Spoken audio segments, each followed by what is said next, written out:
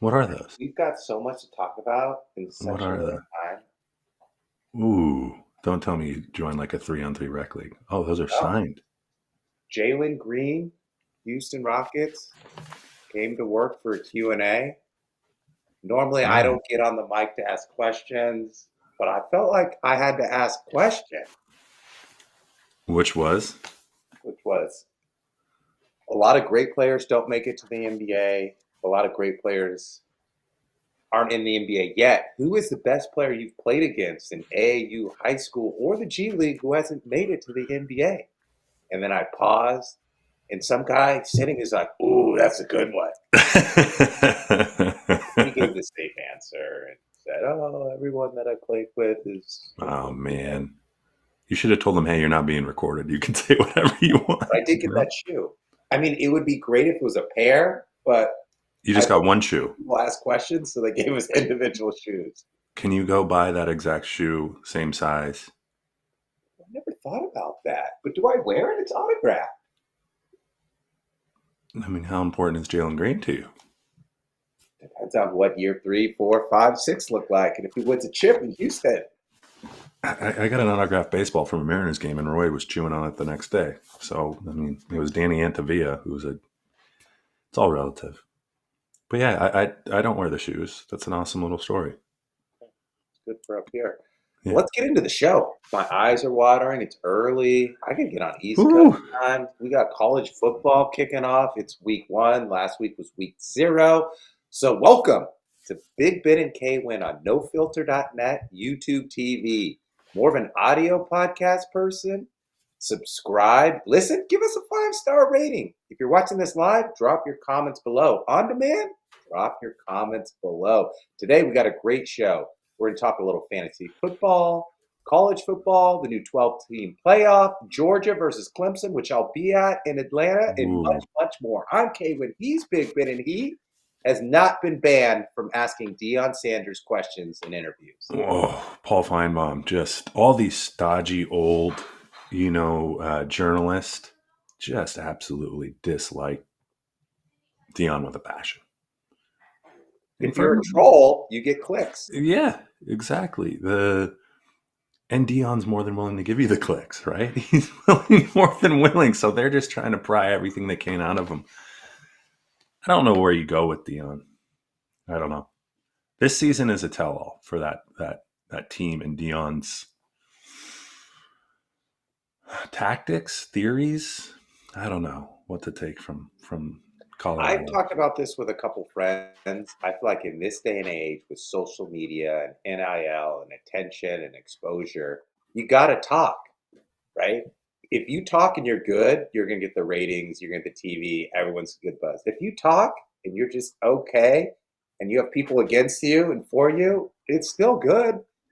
And don't forget, like, all of this could turn into his son being an NFL first round draft pick and Travis Hunter Mm-hmm. being a top 10 pick. And no one thought any of these could have happened because he's brought all this attention and exposure to a program that was, frankly, the worst program in the Power Five like 3 years ago. Yeah, So that's everyone's expecting him to be like Georgia. No, he's not going to be like Georgia. He's going to be mid tier and people are going to talk about him. he can't exactly, and he's going to produce. First thing you have to do to get any notoriety or looks from good recruits is produce NFL prospects, and that's what Correct. he's hoping to do in these first 3 years, right? That's why he brought in all these guys from Jackson.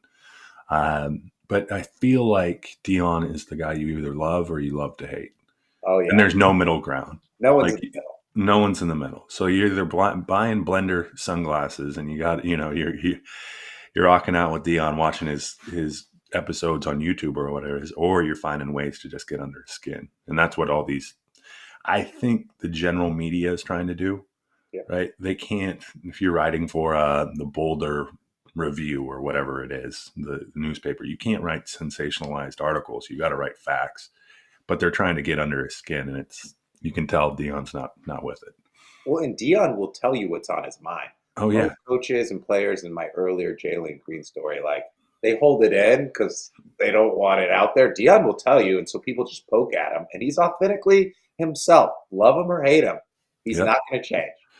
All right, let's get into the Are we doing fantasy football first, or are we going to go right into I mean, college I'm so football? excited for college football. Let's I go feel like college we should football. start there. Yeah. So you want to talk the 12-team playoff? What do you think about the new 12-team playoff? Excuse me. I wish it was enacted back when I was in college because the Cougs would have made it a couple of years. That's what I know. Um, Candidly, I like it. I like it because it takes kind of the argument off the table. There's always like the 15, the 16, maybe even the 7 some years that have had arguments to be in it. But with the kind of overall, I guess it gives opportunity for more intrigue, more surprise, more underdog, more alumni engaged in the 12. Let's be honest, the Bulls, like if your team's going to a bowl game, like I'm not going to we've been in the Sun Bowl like 7 years, the Cougs. I'm not going to El Paso again, right? But there's these fringe teams that are now going to be in the playoffs. And that alumni base, it's only good for college football in totality in terms of fandom, in my opinion. I love it. Think of Major League Baseball and what the wild card did. It was one Mm-hmm. wild card in '95, then in the I don't know 2012 they added a couple.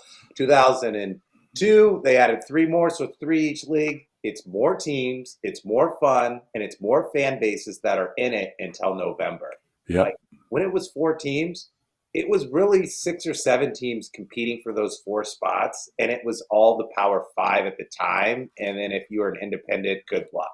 But Yep. now with 12 teams, you've got what, 20 teams that have a shot? You could lose twice. You could lose like Florida State to Georgia Tech and still have a chance to get in with two or three losses or to win your conference. I love it. It's great for college football. I can't wait. Every game matters now. Every Like game. obviously there's you're probably top tier in the Big Four. So let's take it.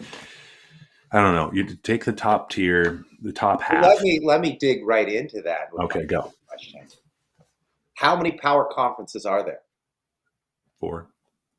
Do you believe that? The media says it's four, the commissioner says it's four, but do you believe Phew, there are four? And I'm poking a little bit. I know what you're saying. Are you going to value a win in the Big 12 as much as you do as win in the Big 10 or SEC? Exactly. Maybe, maybe not. But we'll see how that plays out, right? There's analytics are going to come in this thing a little more than people think, right? Because you're going to have to do that strength of schedule, a lot of that, the nuance stuff, maybe the extended statistics around win loss and so forth, good wins, bad losses, so forth. That's going to come into play. But I do agree, like the Big Ten, and they've already said this in terms of revenue shares. Big Ten and SEC are going to get like twice the money when it comes down to it, that of the Big 12 and ACC. So, is there parity in terms of value of wins and losses in each league? We don't know yet.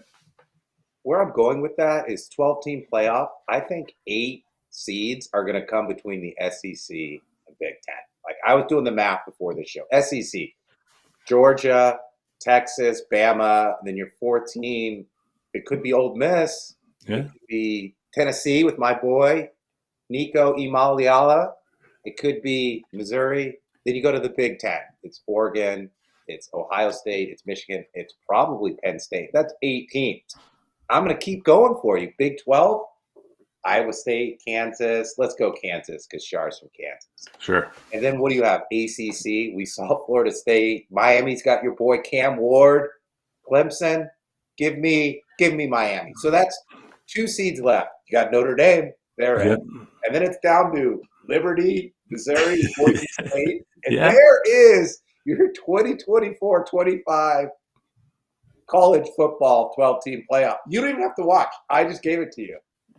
You're exactly right. So if you're just taking polling from day one, right, where people see the best top 25 teams, I think your top Big 12 team is Utah at number 12, Oh yeah, right? Vegas they get. Yeah, so Utah's in the mix at number 12, but then every from Notre Dame and ACC, or excuse me, SEC and Big 10 make up, I think, 10 of the other 11 teams in the top 12. Yeah. So if you're just looking at that, you're exactly right. And there's going to be so much parity in the Big 12 that you're outright conference champ, and then probably no one else may make it. You may only get one seat. Same goes for the ACC. I mean, in all reality, like, are you going to take a one-loss ACC team over a 3-loss Big 10 team? We'll see. Not after what Florida State showed in week 1. Oh my goodness! That for the ACC, if you're every ACC team, you're going, oh my. Like it can't get any worse there. It's like the NCAA basketball at large. Gotta win your tournament to get in. Yes, exactly. All right, give me the year outright. You want to talk outright winners across each four conference or all four Yeah. conferences? Okay, let's start with let's get the minutia out of the way. The ACC and the Big 12. ACC is anyone's game. We just saw it with the big with FSAU losing. Like it's literally anyone's conference to win, in my opinion. Miami and Clemson have heads up because I think they have the best talent in the league. Cristobal and Dabo, probably 2 year better coaches. Yeah. Um, the storyline is, can either of them separate themselves from the conference? Like, is there a resurgence from Clemson? And has Miami got enough recruits? I don't know. I'm going Cam Ward. Saw him play a little bit. We are a Coug pod. We still love Sure. the Cougs. He left us, but I'm going Cam Ward. Mario Cristobal, I think it's year 3. I think he's like roughly 500 record. I'm going to go Miami out of ACC. If there's ever a year for Miami to come back and take it, it's this year. Like they do have Cam. Cam's a very good quarterback. First rounder in the NFL? I'm trying to think of his comp this year. I don't think he's Jaden Daniels. I don't think he's Poor Jaden man. Daniels. Poor man's Jaden. So latter half of the first round, maybe. Who do you got in the Big 12? So, I mean, it's stacked with teams that are all alike. But at the top of my list, Iowa State. I mentioned Kansas. You got Utah, Oklahoma State. I don't know, and it doesn't matter. So Iowa State. All right, I'm going with the Kansas slant here. The Kansas Jayhawks, I think, are ranked in the top 25 in the preseason poll for the first time in gosh knows how long. Maybe they squeaked in last year. And then you have Kansas State, a program that's been in the Big 10, Big 12 title game. They made it to, I believe, they snuck in a few years back. Yes. To the college football playoff. Les Miles still the head coach, right? Les Miles is not the head coach at Kansas, nor is he at Kansas State. You said? What did you say? Leopold is the guy at Kansas. I said Kansas State. Oh, my bad. Yeah, we should probably just go off. For No, you take Kansas State. I like Kansas and Kansas State. Like it's a sunflower state. They have a sunflower showdown every year. Kansas has not beat Kansas State in so long. But yet Leopold, who came from, I believe, Buffalo, I believe I'm right there, has the I don't know if he's got the talent per se, but he's probably got the coaching ability to put the right players out there and win. The Big 12, I mean, it's an absolute toss-up. Willingham could come in and just shut things down too. Yeah. He's got a good program there at Utah. Got a quarterback back. For what, 7th year? Yeah. Wow. He's been in college football longer than Bo Nix played. I agree. That's a long time. That is a long time. All right, let's get in the big. Let's go SEC. All right, SEC. So I think you would agree with me. The 3 teams that have the best chances, anything can happen. We're still heading into week 1. Bama, Georgia, and Texas. Do you agree with me on those 3 teams getting in? Here, I'm going to make an argument for Ole Miss. Okay. As the 4th or to replace one of those? Potentially replace Bama. And here's why I say this. Continuity. Anytime you have a first-year coach, you have to temper expectations. DeBoer is not Saban. It's a different voice, a different message. And I don't know, you saw a lot of, transfers going out, but a lot of good players coming in with Bama. So there's you don't have any continuity. You're trying to make players mesh together, get together. It's a different, whereas Lane Kiffin's been there for a bit.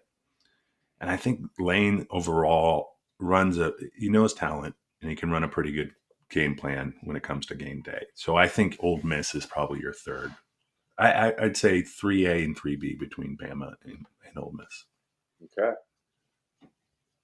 I got Tennessee in there. Nico Imaliava. Butchered his name early because I was excited. Explosive quarterback. Could be one of the best quarterbacks in the country that you have yet to see, but you will hear about him. Jalen Wright's gone to the NFL. A lot is going to fall on his shoulders. The Balls have the experience. They have the team. I think they get in. The other team that's a wild card is Missouri. I always think of them as a basketball school, but they're really good in football. We can't pick 5 teams from the I SEC. think you can. Yes, you can. So give me your 5 from the SEC. Well, here's the thing, and I've yet to like I can't drill down on the divisions and plays and home and away schedules and so forth. But you talked about those. The Missouri has to. Okay, Missouri has to have a near flawless record against those, not flawless, but against those 4 teams. Say they play those 4 teams collectively, they need to go probably 2-2 or 3-1. Yeah. They can't go 1-3. But if they do that, I think there's a claim for them to get in. And if those other teams maintain their business throughout, I think they're especially. I think especially in the SEC. Teams, give me your 5. Well, it'd be those 5 you just mentioned. Bama. That actually is 6, isn't it? Jiminy Christmas. Yeah, so I think there's only 5. Yeah, okay. 5. It's 5 out of those 6. Okay. I'll say that. I'll say that. Big Ten. Here, can I give you a theory? Let's hear it. All right. Oregon. It's Lanning, right? Dan Lanning has probably the best job in the country. And I would say by a big margin. Think we have the best job in the country. We do have. Dan has the 3rd best job. Okay. I have the best job. You have the 2nd best job. Fair enough. Dan Lanning has the best job in the country. Here's why. When you look at NIL coming into play, and when you look at brand exposure, right? Oregon has the biggest opportunity to gain any program in the country. Not only that, but they have the biggest resource in Phil Knight that's willing to push money into the middle and support the program. Because ultimately, if Nike wins, if Oregon wins, Phil Knight wins. Yeah. And he hasn't had opportunity for exposure like this in a long time. Let's be honest, Pac-12 network, they were probably only on prime time. If I had to look over it, since the iteration of the Pac-12 network held the rights, maybe 10 times over the course of the past 6, 7, 8 years, whatever it was. So this year, while he's going to be on the Big Ten networks, he's going to have an immense opportunity to span across the country. And so Dan Lanning's going to have private jets. He's going to have all the money in the world to go make this. I mean, he's going to make Oregon into. They're going to have the opportunity to become the Bama, with more capital, with more exposure, with probably recruits. Better offense. I mean, they're going to have flights directly into Eugene from LA, from Dallas, from all these places where recruits can come. People can watch. They're no longer, Oregon's been a good program for a while, but I think with the opportunity that presents itself in the Big Ten, Oregon, and I don't think I'm alone in this, is going to be a phenomenal program, if not a top 5 program in the next decade. Who's going to win October 12th when Ohio State goes to Eugene? Ooh. Ohio State's probably still on a 3-legged flight. You got to take that into account. Like, it's Spirit Airlines, shout out.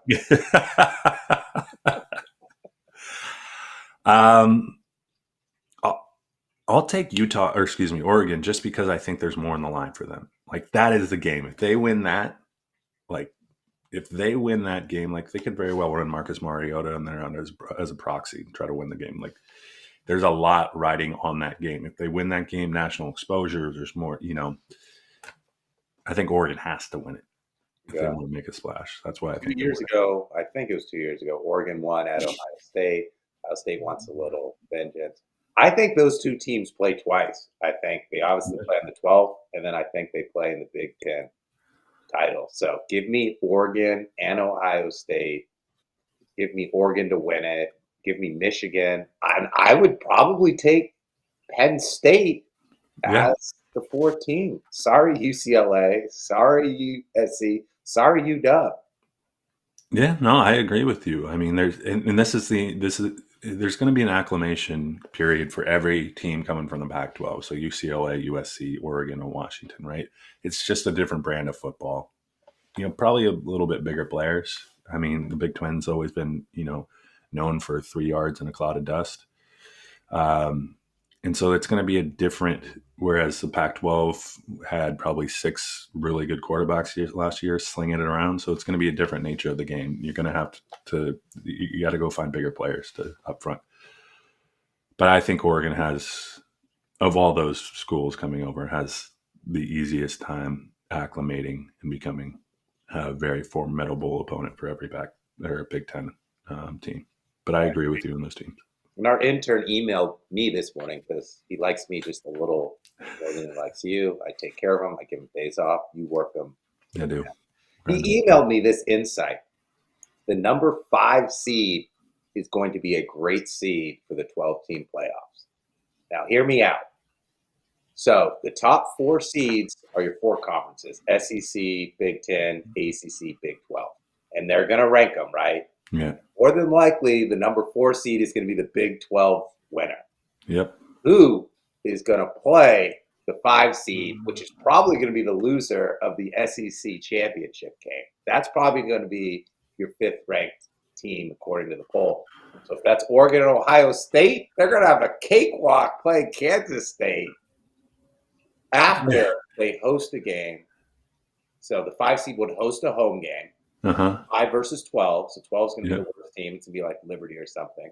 So Ohio State or Oregon will beat the 12 seed. Then they'll go play the 4 seed on a neutral site, beat them, driver's seat. 5 seed is the money play. Fans, listeners, Big Ben, boy, the loser of the Big Ten, or excuse me, Big Ten, is going to get the 5 seed and is going to win it all. You following that? Yeah. But do we just forget about the SEC? Like, I hear you. Or Absolutely. The SEC. Whoever gets the 5 seed. Right. Okay. Out of the SEC or the Big 12. Because it could be Texas, it could be Bama, it could be Georgia getting the 5 seed. I agree with you. I do agree with you.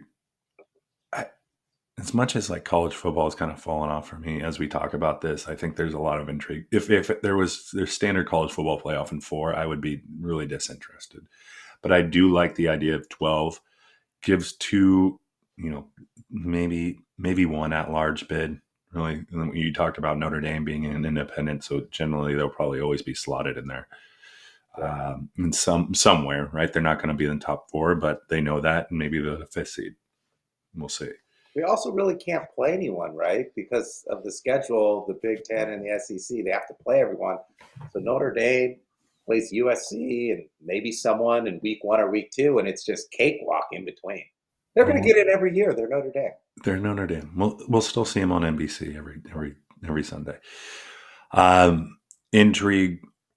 My overarching thing in all this is Oregon's gonna have every opportunity to be a powerhouse moving forward, just with the exposure they get, and it'll be interesting to see what these California schools what happen. A lot of people are saying UCLA could be better than USC this year. I mean, both are going to be at the bottom, right? Right, but slightly better than USC. What concerns me about the teams that are moving from the Pac-12 to the Big Ten is, it's blue collar, smash mouth football. You got to have an offensive line. You got to have a defensive line. You can't just pass and score 40 points and expect to win. I don't think UCLA, USC, or UW has the talent and the physical strength on the offensive and defensive line to match up in the Big Ten. I think Oregon has it, and I think Oregon will continue to have it. Yeah, I absolutely agree with you. It's a different recruiting schema. In the Pac-12, it used to be go get your position players, get the fastest you possibly can. Now that's no longer really the case, right? You got to go get the big guys to protect. And we got Chip Kelly, offensive coordinator for Ohio State. Oof. A lot of intrigue. Going back to Eugene? Going back to Eugene. Wow. Do you think he gets applauded? Is he? I don't know. Took him to a national title game, I think. Yeah. Should have some cachet, some equity from that. All right. College football. You want to talk about fantasy football real fast? Before that, I want to talk about I'm in Atlanta, Georgia, Clemson. Ooh, I'm sorry. What's on the agenda? What's the agenda? Flying Thursday, going to meet JD and Buckhead, have a nice Italian dinner. Ooh. Friday, don't know. Saturday, the game's at noon. So we're going to a tailgate in the Home Depot lot. Like That's nine, perfect. I'm assuming like 9 o'clock, section 100 seats. Can't wait. Wow. Are The you trip wearing money, that? man. Is You that know your I get love up? it, Are right? you what's that? I don't want to talk about the trip. I want to talk about how I can win some money. Okay. Go. 13 and a half. Some people have it at 14. Some people have it at 12. As of today, it's 13 and a half. Bulldogs. Would you touch that bet? And who would you bet? If let me I would go the under in the first half. Okay. I would go Clemson to cover Ooh, I'm to the cover. and the over in the game overall. I think it's going to be tight You early on. parlay that or three separate bets? Parlay that. The under and it's week one, right? We're still figuring it out. What's going on out here? There's going to be mistakes beyond, there's going to be missed snaps, all this stuff. Under first half, Okay. Clemson to cover Okay. because I think it is week one, Yeah. and Dabo's a good coach, and then the over. I think there's a lot of points scored in the second half. Okay. The only thing I don't like is that middle bet. I think I go Georgia. Georgia's still pissed off from last year. They didn't get in. They couldn't do their three-peat. They reloaded in the transfer portal. They've got, what's his name? Trevor Etienne, Travis's brother. They got Nate Frazier out of Modern Day. Carson Beck, the best quarterback in all of college football. That offensive line. All right, I do think both. I think Hedge. Georgia's going to stick it to him. Hedge. Dabo does not use the transfer portal. And this is important because a lot of his freshmen have to play big minutes. Georgia has seasoned athletes at every position throughout the class structure. I'm Okay. going Georgia. Is the Home Depot lot have like a bookie walking around? I'll find out. Game day is not going to be there. If the bear was there, then I Oh just yeah, can't. he'd be taking side bets. He'd have a pocket full of cash. All right, we'll have fun. Be safe. Fly safe. Don't one bottle of wine at that Italian restaurant earlier. One bottle. That's all you need. Don't blow it on the first night. Up at 7 o'clock, getting that Starbucks quad venti shot. Get going. I All right, envy you. fantasy football. Like we're gonna give it 2 minutes. 2 minutes. Okay. Let's just review our draft. Yeah. Let's just do that. I had to auto draft for the first 7 picks. Well, let's set it up right. It's a 12-team PPR, super flex. So a lot of people draft quarterbacks early, and a lot of people have two quarterbacks. Mm-hmm. My auto draft wasn't horrible. No, you have a good team. But here's the thing: like the quarterbacks that were picked, we went quarterback first 2 round auto draft. Yeah. Were Pat Mahomes and Dak Prescott. There couldn't be more polarizing, frustrating quarterbacks in this league than those two guys. They could put up 100 points collectively combined. They could put up 4. And that was my only issue. Josh Jacobs, okay.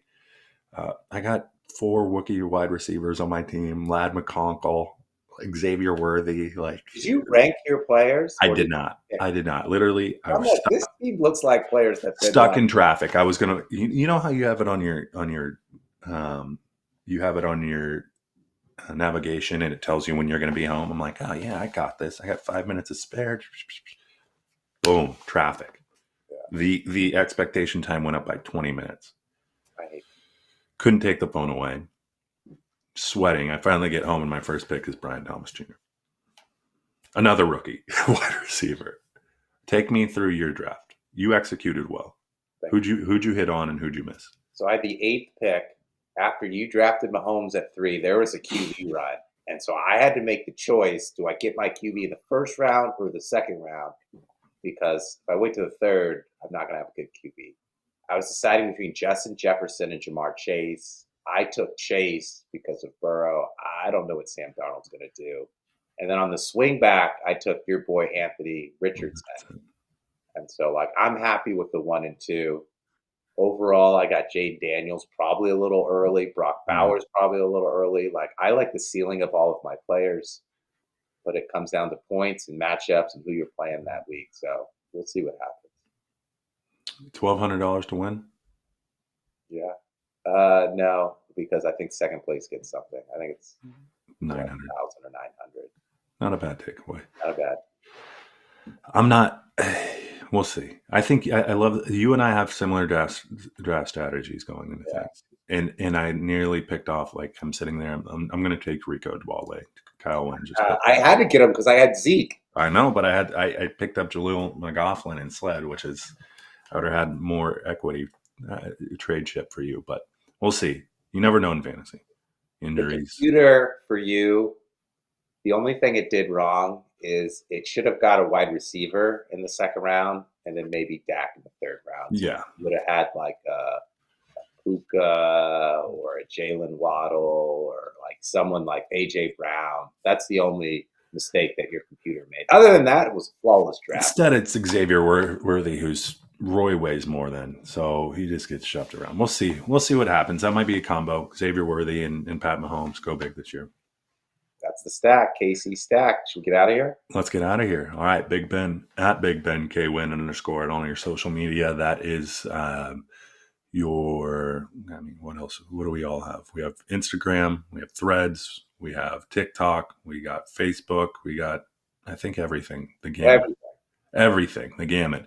Make sure if you're listening to us on anywhere you get your podcast, whether that is Spotify, Apple iTunes, iHeartRadio, Google Podcasts, whatever it is, find us at K Big Ben K Winn _ And then if you're watching us live, tune in on No Filter, but also find us at YouTube.